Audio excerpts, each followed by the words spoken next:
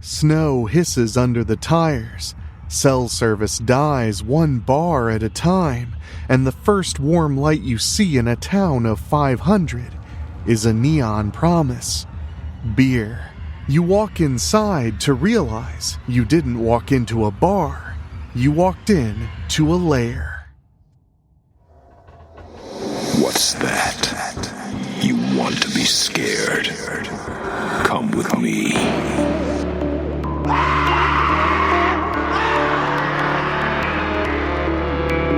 You will experience tales of horror, ghosts, and death.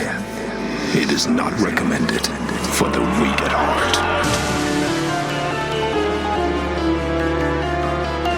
Listen in the dark. It's more fun that way. This is Weekly Spooky.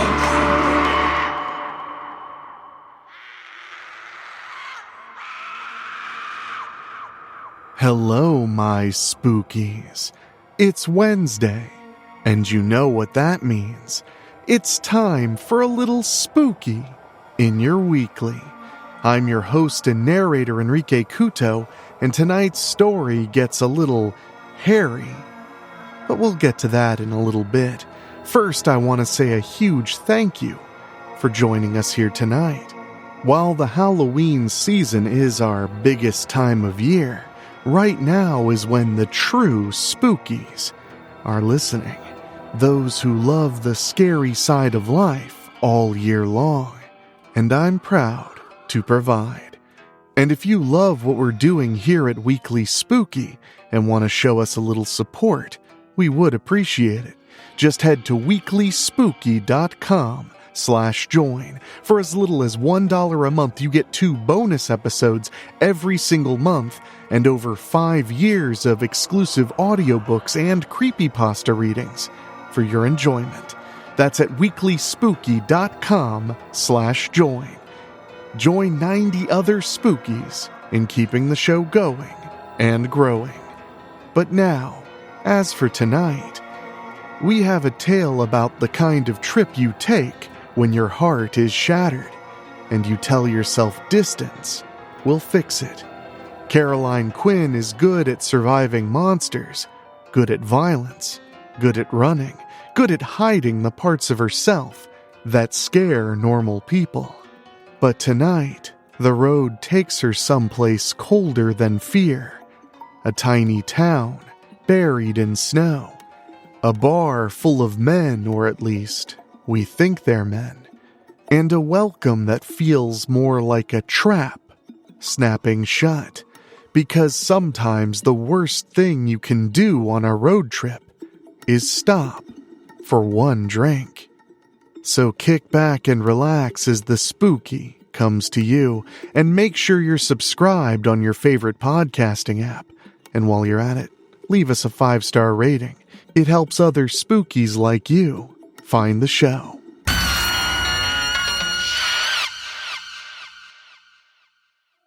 Road Trip from the Case Files of Caroline Quinn by Mike Ashkewe. Sometimes you just need to hit the road and clear your head. Well, in this case, unfortunately, it's more like I want to put as many miles between myself and my latest fuck-up as I can. I don't deal well with heartbreak, especially when it's my fault.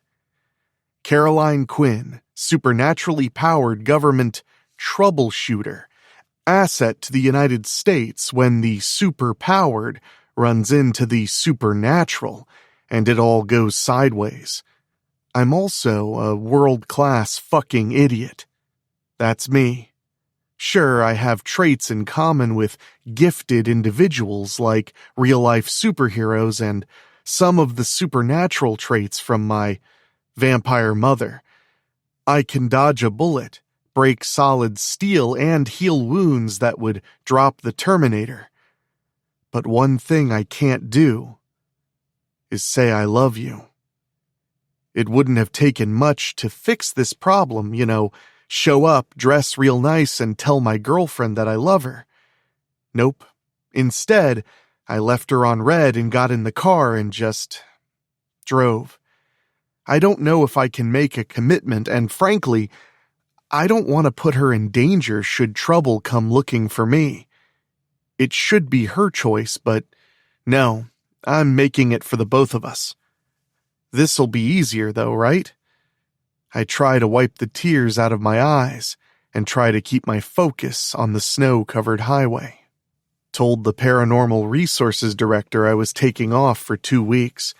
I mostly turned off my phone. Who am I kidding? They definitely have my car tracked or maybe implanted something inside me at some point. I also need the phone for directions anyway, so there is that. I left Washington and just started driving west.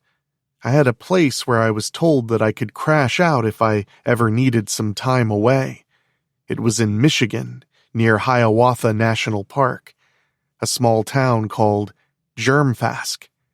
It's the kind of place where calling it a one-horse town is kind of giving it too much credit, kinda hoping a place where cell service is a luxury and the locals don't ask too many questions will give me time to get my head back on straight.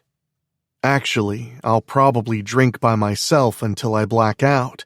That's how adults solve problems, right? I should just call her back and turn this car around, but I'll be in Germfask in a few hours. Rianne, I am so sorry. Just keep your attention on the road and try to enjoy the scenery of ice and snow.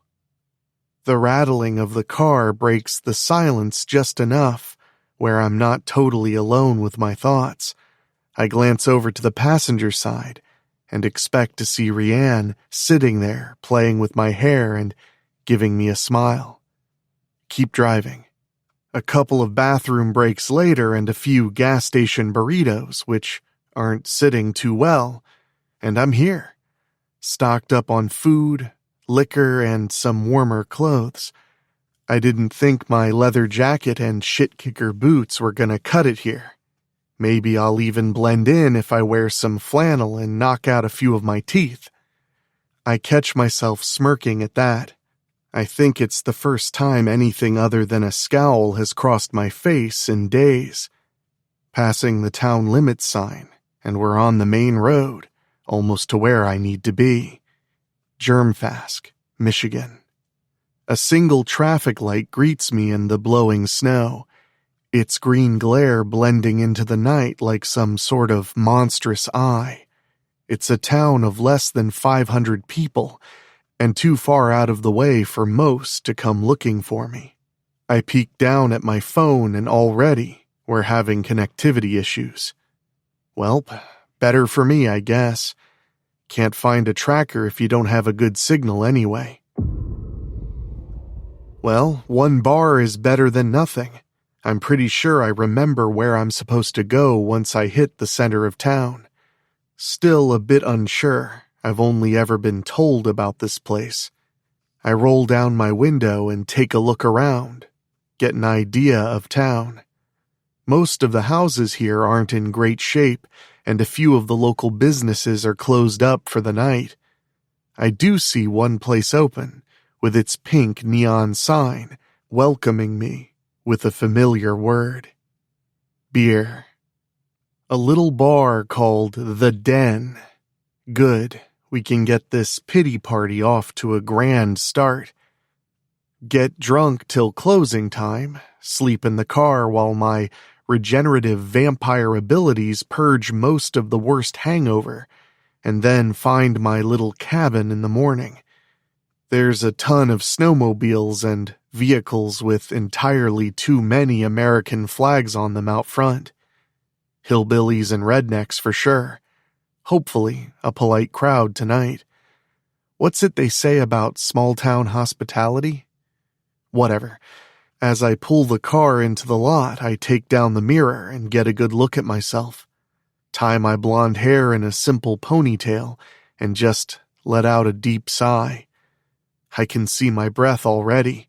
I knew Michigan was cold, but this is something else. I've had the car off for less than a few minutes.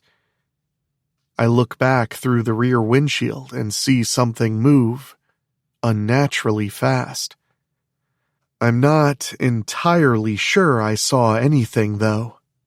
I'm tired, so it could be my imagination. However, I am in the weird wilds of deep North Michigan. It could be skinwalkers, any number of were creatures, wolves, ravens, could be a vampire. Or it could be nothing, and you're emotionally and physically exhausted. Have a drink, bitch. I get out of the car and quickly look at my glove box. I don't need my sidearm tonight. My Glock 19 is secured tight. It's not like I can't handle myself if someone wants to start trouble. I'll have no problem ending it, and they'll likely want to keep quiet about how a 6-foot-tall blonde girl broke their arm in several places. Now, let's go get drunk. The heavy door to the bar swings open, and immediately I've walked into an almost aggressive level of ruralness. Vintage advertising on the walls, mounted fish, busted TVs playing sports no one cares about, and worn pool tables. Smoke fills the air, along with the stench of old beer, sweat, and exhaust from the snowmobiles. And everyone's eyes turn on this stranger who crashed their party. A couple of big fellas in snowmobile coveralls give me the once-over. I can hear one of them say something to one of his friends. "Look at the tits on her." They all laugh and continue to stare as I make my way to the mostly empty bar top. Oh well, don't go out of your way to make a lady feel welcome. Pulling up a seat, I start examining my surroundings and fellow patrons a little more closely. I can't help it. It's that whole threat analysis thing they drill into you when you get that devious government training. The group of snowmobilers are all wearing the same style of coveralls, but that isn't what catches my interest. Out of the 7 guys that I can clearly see, at least 3 of them are wearing plate carriers and have patches of some type. I order a shitty beer from a clearly disinterested bartender and keep my eyes moving around the room. Everyone else is giving that group a wide berth and won't even go near the pool tables. They also seem to harass anyone who dares to go to the bathroom. The snowmobilers aren't cops or park rangers, or if they are unorganized and undisciplined. Maybe some kind of local militia or a biker gang, if I had to guess. I also notice a lot of them have long guns just stored across the back of the bar on a raised railing. Probably the type to get drunk and go shooting with a complete disregard for safety. I can feel their eyes on me, even with my back mostly turned to them. I keep looking at a nearby TV so I can watch them without being obvious. One of them is a very large man, probably almost 7 feet tall if I had to guess. That guy moves differently than the others and carries an aura of authority that the others are almost submissive to. Creaking boots on the ancient worn floor approach me from behind. My senses sharpen and certain muscles tense up. I can smell something else in the air as this man gets closer. A musk that goes beyond body odor and gasoline. I can feel death on them, like old rotted meat. Instinctively, I put my hand down and go for my sidearm, which is in the glove box. Fuck. Okay. Gotta play it cool. Assess, strategize, de-escalate, and engage only if necessary. Far too many civilians in here. If those good old boys decide to mount up and get loud, I also don't want this turning into a firefight or a hostage situation. I can see a few exits if I need to get out of here in a hurry. Finally, this absolute giant of a man sits beside me and just leers. His breath is absolutely loathsome, and he grins at me. I can feel his gaze undress me inch by inch. "What's a pretty little thing like you doing at a place like this? You lost, honey?" I stare straight forward and keep my body language neutral. Can't provoke him and risk this entire situation going south. I take a deep drink of this horrible lager and keep my eyes forward on the ratty television. "Nope, just passing through." "Well, come back with my friends and I and have a drink. Maybe we'll keep you company before you're on your way." "Not interested," I reply coolly and evenly. "Take the hint, asshole." "Oh, don't be like that." He tries to be smooth, but fails about as miserably as you would expect. He spins me around on my bar stool so I can look directly at him. I look him up and down, study him. There's something about him that feels off, feels wrong. He feels like he's a rope stretched too tight and ready to snap. This isn't some drunk looking for a good time. The televisions flash some random commercial, and the lighting in the room changes. That's when I see it in his eyes. The eyes of a predator. The eyes of some kind of were creature. This isn't a bar. It's a lair. I walked right into it. Well, now I'm not asking. He picks me up almost one-handed and takes me totally off guard. He's pulling me away from the bar and towards him and his group.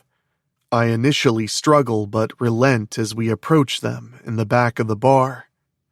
The bartender shoots me a look as if to say, "Please don't cause any trouble." Pretty clear that he won't be any help, unless the bartender is a super with powers or somehow has silver on him. I can't put anyone in danger tonight. The big guy practically pulls my arm out of the socket and forcibly drags me towards the back of the bar near the pool tables. I'm now surrounded on all sides by a group of about 7. I'm pushed with enough impact against a pool table that it knocks off a few beers that were perched on the edge. The group laughs as the glasses shatter on the floor. The worried bartender is already sending over a scared-looking waitress with fresh drinks. I'm finally able to get a better look at what I'm dealing with now that I'm uncomfortably close to these guys. The patches on the plate carriers say Claw of the Northern Patriots.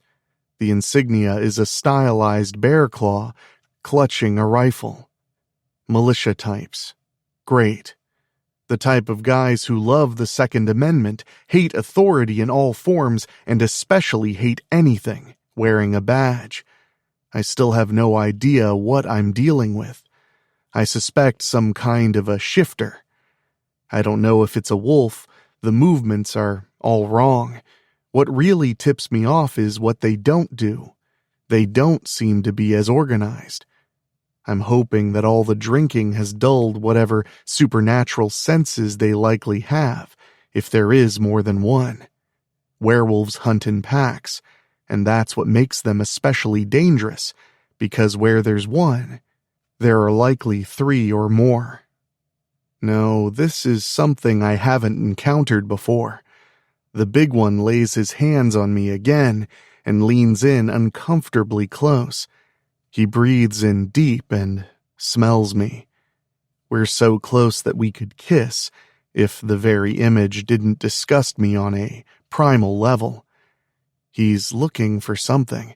He knows something that I don't. I play along and try to act as helpless as I can. I don't want to play possum, but it's getting pretty clear that I am going to have to make a move sooner rather than later. "Hey, Kevin, who's our new friend?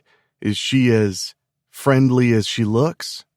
One of the smaller guys in the plate carrier says. Kevin looks down at me, and I met his eyes without any sense of fear in them. He grabs the lapels of my jacket and pulls me in close, tries to stick his tongue down my throat. I use my free hand to feel around the table behind me for something I can use as a weapon. Fortune smiles upon me today. A pool ball. I tightly grasp it in my right hand and swing it with so much force that it should collapse this guy's skull. Only it doesn't. The next impact throws me off my feet and across the table. I don't even have time to register where the hit came from.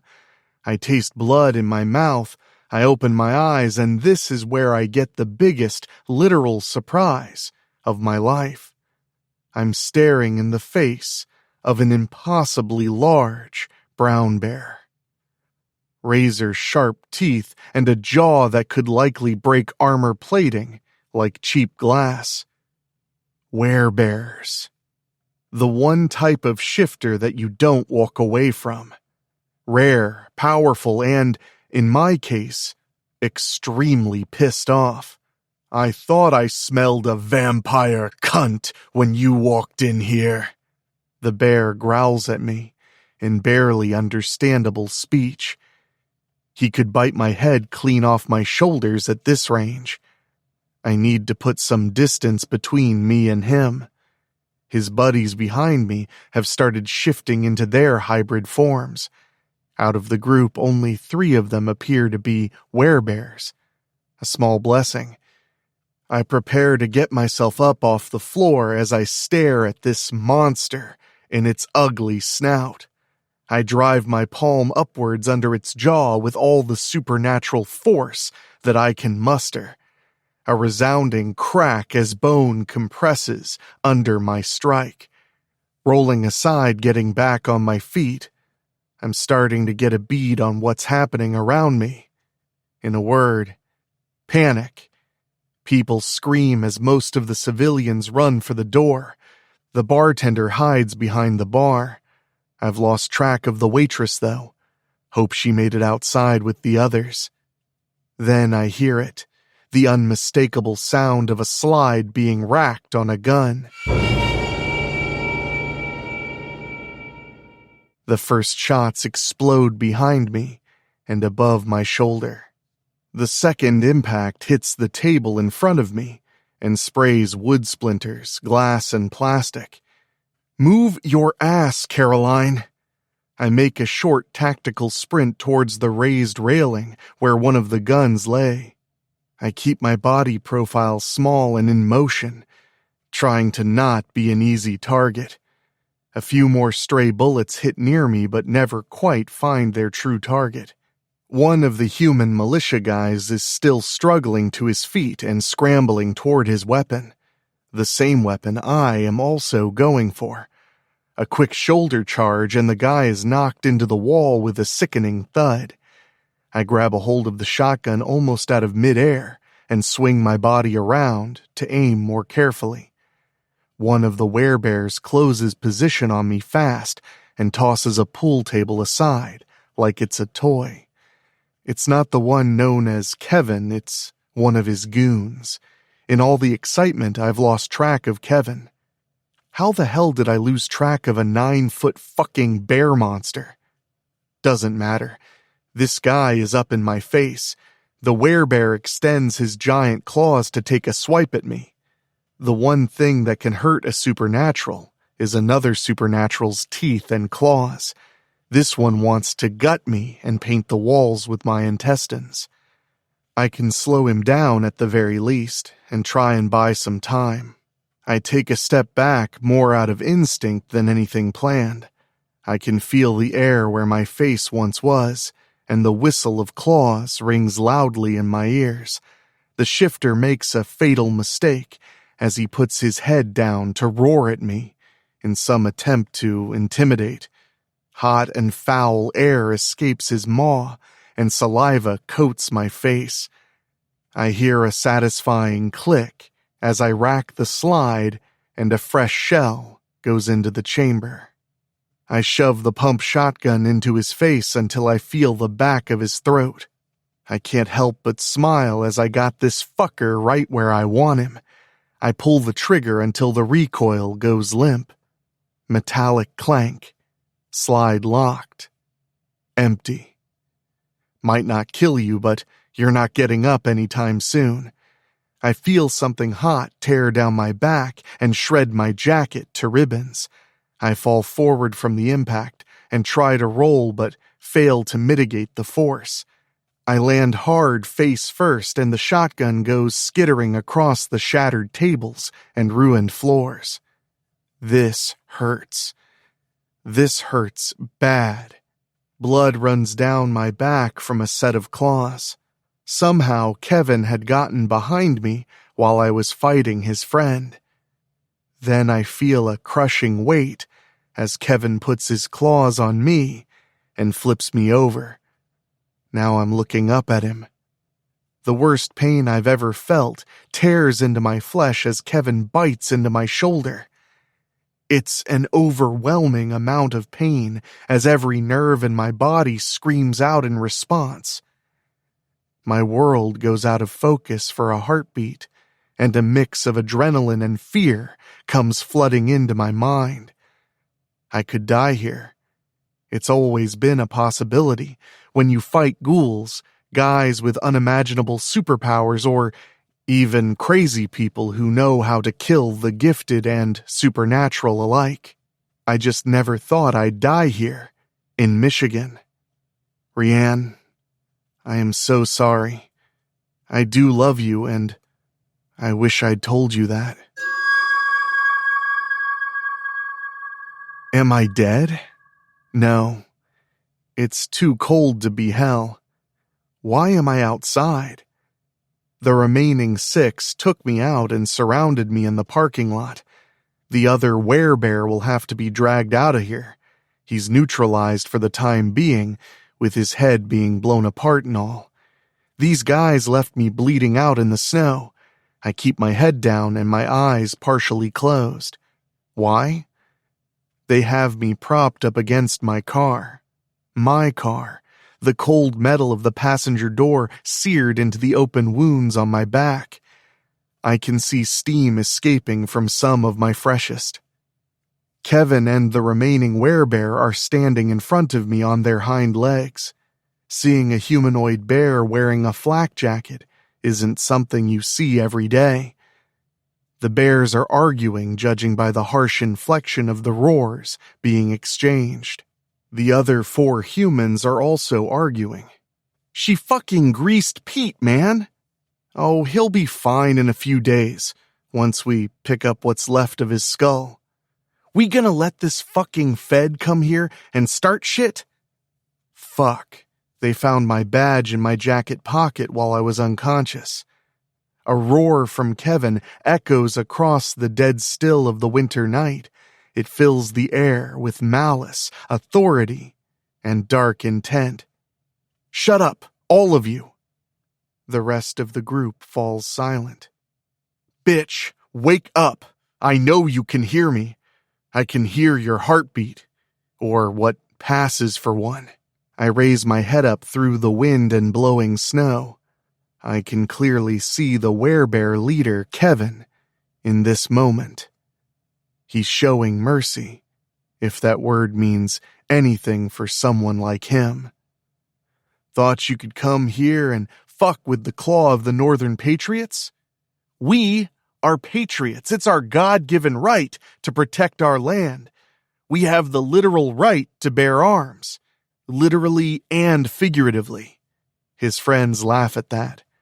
He puts his ursine face close to mine. If he wanted to tear my head off my shoulders, he could, and I'd be powerless to stop it. I can't help it. I laugh too. Maybe it's the pain. Maybe it's the irony. Maybe it's because he thinks he's already got me served up. He recoils at this and is visibly confused. What's so funny? I grimace and straighten up my posture and cough up some blood for good measure. Maybe I've got to play, if I can stall for a little bit of time. I'm on vacation. I don't even know who the fuck you are. I literally am not paid enough to give a shit right now. The laughter stops from the others. The men sound confused with a mix of what and the fuck do you mean? Kevin turns around and stares daggers at his gang. Everyone immediately shuts up, and all you can hear is the wind howling across Lake Michigan. And my laughter. I said shut up! He smashes the passenger side window with his massive paw. Shards of glass rain into my hair like tiny razor blades. That's right, asshole. Keep on getting mad. I'm only gonna get one shot at this anyway. You're not even worth an email. Ah, fuck. Who am I kidding? Not even a goddamn sticky note. He slams my head off the door in anger. It's not enough to kill me, but it's clear he's getting sloppy. We are the most dangerous predators. All are prey to us. He bellows in absolute rage and again slams my head into the door, putting a visible dent into my car. I laugh even harder as blood runs down my face from multiple wounds. Seems I hit a nerve. She can't talk to us like that! One of the humans aims his gun at me and prepares to fire. It doesn't even take a second before his weapon is slapped down by the other werebear. Good. Got them fighting amongst themselves. I struggle to my feet and use the door as leverage. I look inside the broken passenger side door and see what I'm after. The glove box.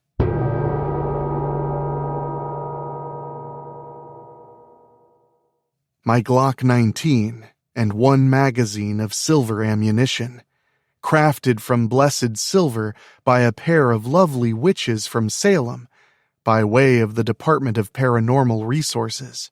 Now, why don't I arrest you and the rest of your Boy Scouts for assaulting a federal officer?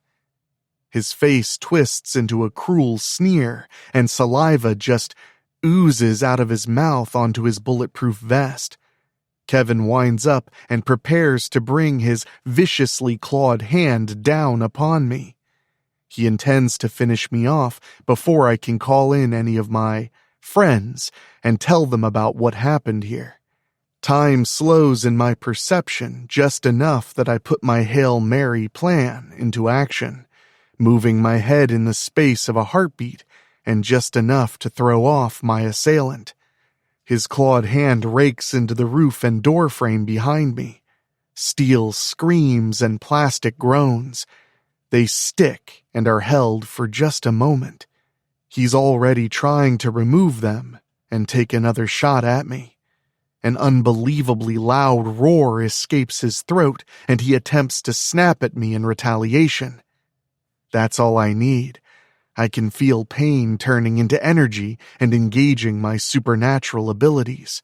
I rip the passenger side door clean off the hinges and toss it into the crowd, temporarily stunning them into place.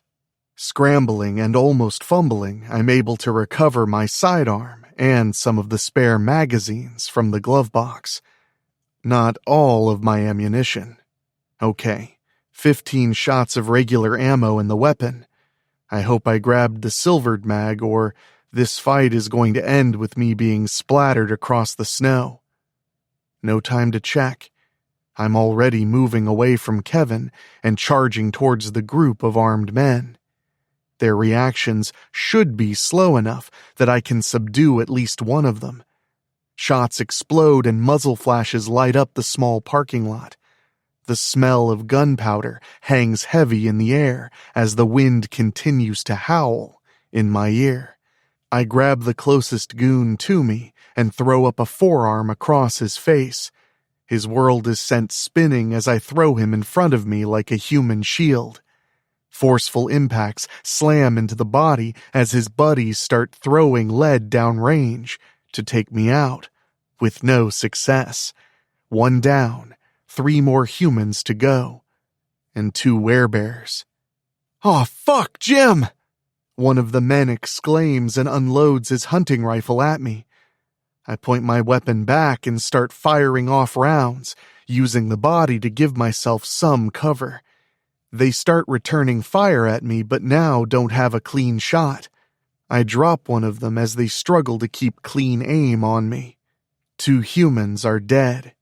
Another shot slams into my side and it definitely hurts. It didn't hit anything vital, and I can heal tomorrow. If I make it till then. "Tag the bitch!" An older man shouts and lets his attention wane. I return fire before he can reacquire me as a target. Not entirely sure if I took them down, though. I think I'm halfway through this magazine. 2 more humans left. One of them looks like they are losing the will to fight, though. They both start aiming at me again to launch another assault. I drop the limp body and dive behind a car as I can hear Kevin and his werebear compatriot coming for me. Glass shatters as powerful limbs smash into the windshields and the vehicles are quickly being turned inside out. The smaller werebear sticks his head down in my hiding place. We're practically face to face, and he tries to take a bite right out of me. They miss by a hair's width. I point the pistol forward and up, and fire, knowing that this won't do anything to permanently drop him with regular ammo. However, that's not what I'm going for.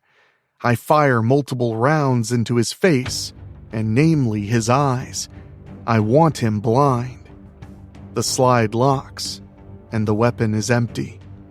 I eject the spent magazine and start rolling away to another position.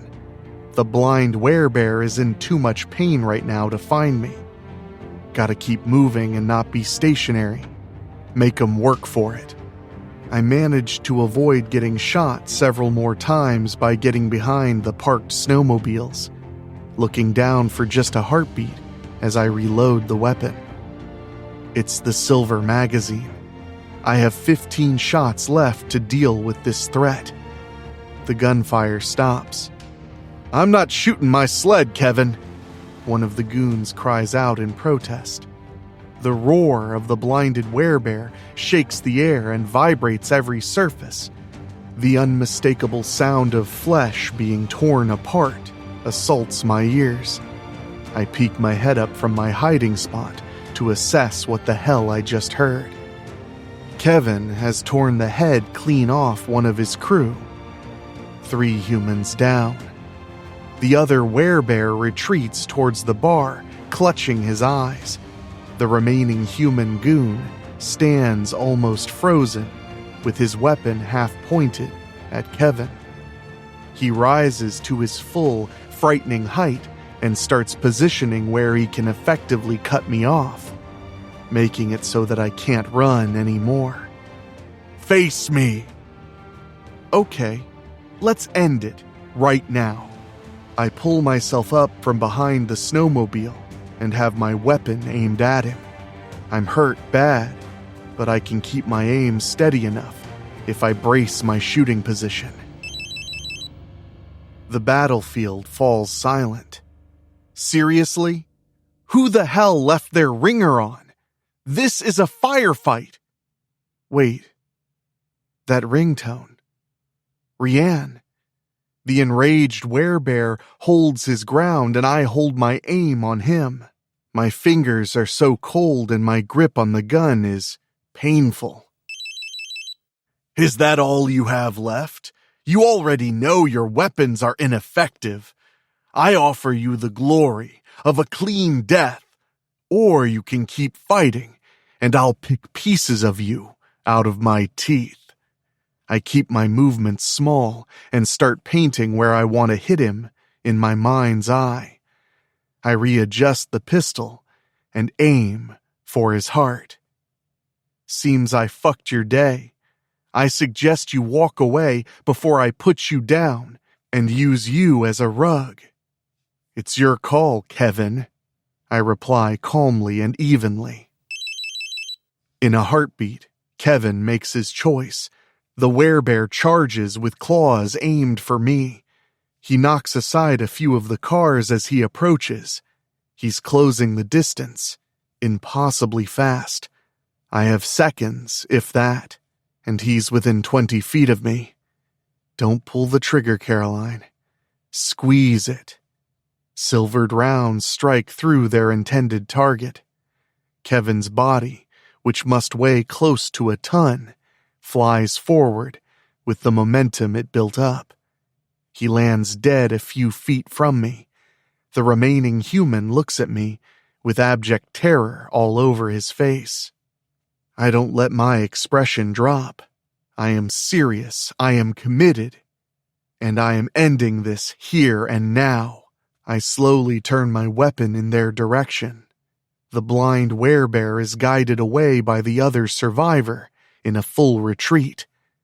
They won't be any more trouble. Just when they leave my sight, that's when all the strength leaves my body and the moments catch up to me. My gun drops into the snow, quietly, depleted. If they came back, I would be easy prey. However, for now, I've won. The night is silent, except for my labored breathing. I arrive at my car and search the interior, looking for my phone. The car is wrecked, but I start searching everywhere I can. It's not ringing anymore. My hand slips under the driver's seat, and I find it. Its dull light escapes from its damaged display. One missed call from Rianne. No, I quietly whisper to myself, trying to fumble with the keypad to dial Rianne's number back. Please pick up. Please pick up. Hey, this is Rianne. A cheerful voice comes over the speaker. Look, before you say anything, I need to say I'm sorry for everything. I shouldn't have left. I shouldn't have said... I can't answer my cell phone right now, so leave a message and I'll call you back. Love you. My heart freezes in my chest, and I start crying. I can't stop myself. Rianne, you know who this is. I want to talk. I have a lot to say to you, in person. I take a deep breath and collect myself. I stop crying just long enough to say what really matters next. And I want to look you in the eyes when I say it too. I'll be home as quick as I can be. It's going to be a long way back home. All right, my spookies, let's do a quick post-trip checklist. Gas tank, half full. Phone, charged. Emergency kit, packed. Stopping at a bar in a snowstorm to get a drink and a little bit of rest. Well, congratulations, you have unlocked the secret bad ending. Caroline Quinn tried to take a little me time on the highway. Just miles, music, and the sweet lie that distance fixes heartbreak, but the road had its own plans. And thank you all so much for joining us for a brand new scary story, as we do every single Wednesday and have for over 6 years and counting. And we have zero intention of stopping. Make sure you're subscribed on your favorite podcasting app, because there'll be a special compilation episode coming up this weekend. And of course, on Monday, we'll have our fun month-in roundup of all things spooky and fun over on Monthly Spooky this Monday. And I want to say an extra special thank you to our Patreon podcast boosters, folks who head to weeklyspooky.com/join and pay just a little bit extra every month to hear their name at the end of the show. And they are Johnny Nix, Kate and Lulu, Jessica Fuller, tonight's author Mike Ashkewe, Jenny Green, Amber Hansford, Karen Weemet, Jack Kerr, and Craig Cohen. Thank you all so much, and if you want to hear your name at the end of every episode of Weekly Spooky, just head to weeklyspooky.com/join and choose a tier at $15 a month or higher. We really do appreciate it. But now it's time for me to get back to work. There's so much more fear to come, so many stories to tell, so many terrifying and true ones to drop on Mondays, and so very much more. So, for myself, for my executive producers Rob Fields and Bobbletopia.com, my creepy composer Ray Mattis, and my producer Dan Wilder, I will talk at you next time. Stay on the interstate. Thank you for listening. Make sure to find your way back next week. But for now, you are safe. Trust me.